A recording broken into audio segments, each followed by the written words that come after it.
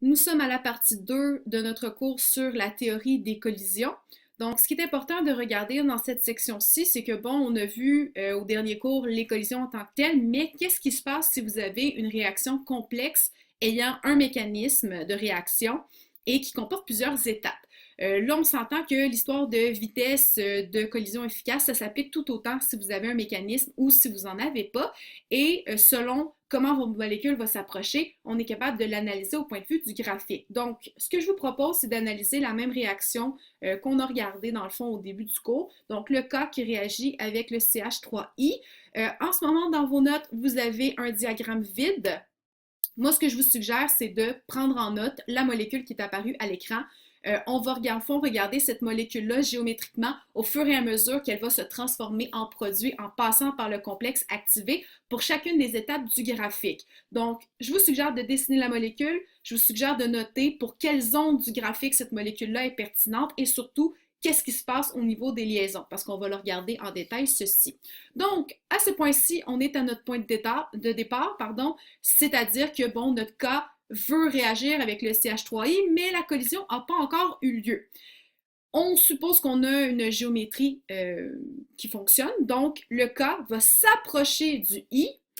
Et donc, qu'est-ce qui va se passer quand le K va s'approcher du I? Il va commencer à former une sorte de liaison. On voit qu'elle est représentée en pointillé. Pourquoi? Parce qu'on l'appelle une liaison partielle. Donc, ça veut dire que mon K commence, plus il s'approche du I, va commencer progressivement à former une liaison.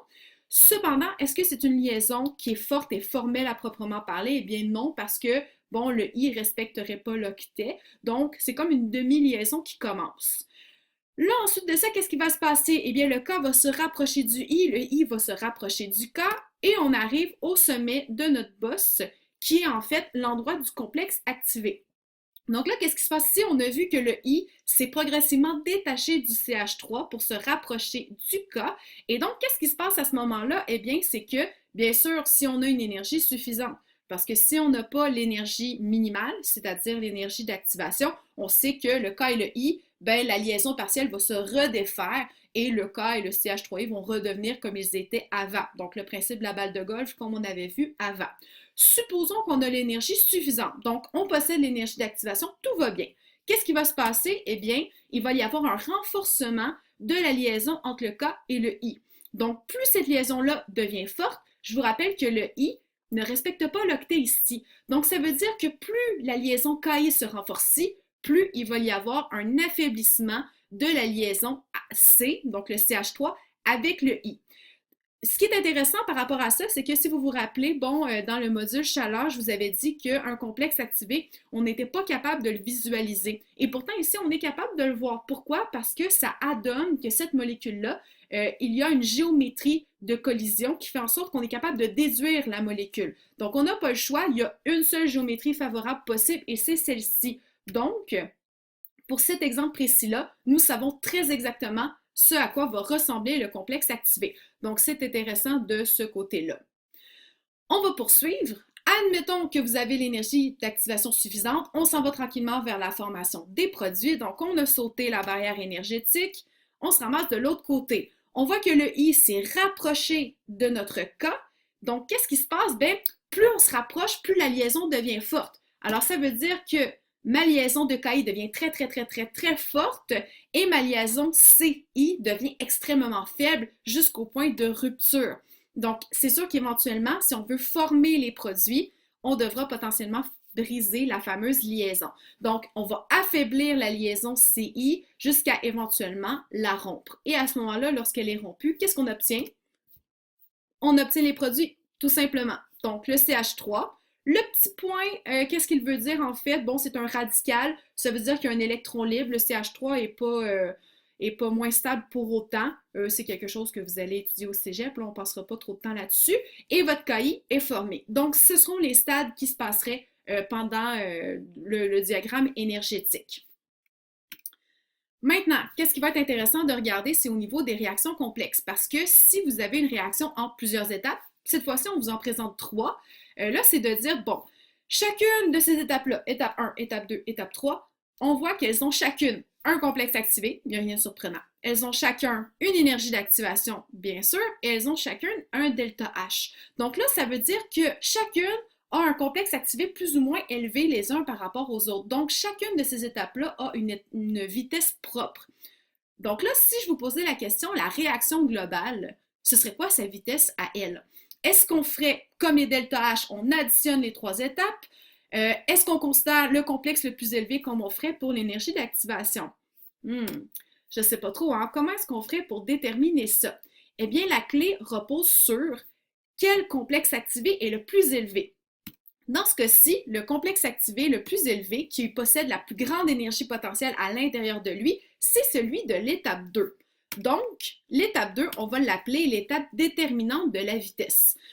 On s'entend que l'étape la plus lente du mécanisme, c'est elle qui va faire en sorte que toute la réaction globale ira forcément à cette vitesse-là. L'exemple stupide que je donne généralement, c'est vous êtes dans le corridor de l'école, vous voulez marcher à une certaine vitesse parce que, bon, vous avez hâte d'arriver à votre casier, vous êtes pressé, vos amis vous attendent, etc. Et là, vous avez deux petits secondaires 2 qui se promènent très lentement. Il y a certains élèves qui me suggèrent, est-ce qu'on peut les battre? Est-ce qu'on peut les tasser? Est-ce qu'on peut sauter par-dessus? Non, vous ne pouvez pas. OK? Donc, dans ma situation idéale dans ma tête, les petits secondaires 1 qui marchent tout tranquillement, vous ne pouvez pas passer par-dessus eux autres, vous ne pouvez pas les dépasser d'aucune manière. Qu'est-ce qui se passe dans ces conditions-là? Ben là, secondaire 1 se promène tranquillement, vous avez beau vouloir aller très vite, eux autres, ils vont lent, puis vous ne pouvez pas les dépasser. Donc, c'est eux qui déterminent la vitesse à laquelle les gens vont se promener dans le corridor. C'est exactement le même exemple, ça va s'appliquer exactement comme ça au mécanisme de réaction. Donc, l'étape 2, c'est l'étape la plus lente. Ça veut dire que l'étape 1 a beau aller super vite, l'étape 2 se fait doucement. Et après ça, l'étape 3 se fait super vite. Ça ne change absolument rien. Donc, c'est l'étape 2 qui va faire en sorte qu'elle va déterminer la vitesse de tout le mécanisme au complet. Pour résumer tout ça, l'étape déterminante, on va dire que c'est l'étape ayant la plus petite vitesse, donc celle qui est la plus lente. Elle détermine par défaut la vitesse globale de la réaction. Et finalement, bon, comment est-ce qu'on peut la reconnaître? C'est l'étape dont le complexe activé a la plus haute énergie potentielle. Donc, bref, dans votre graphique, c'est la bosse qui est la plus haute. Cette étape-là, c'est l'étape déterminante. À partir de là, maintenant, on va essayer de le mettre en application. On va regarder un exemple. Regardez bien ce qui suit.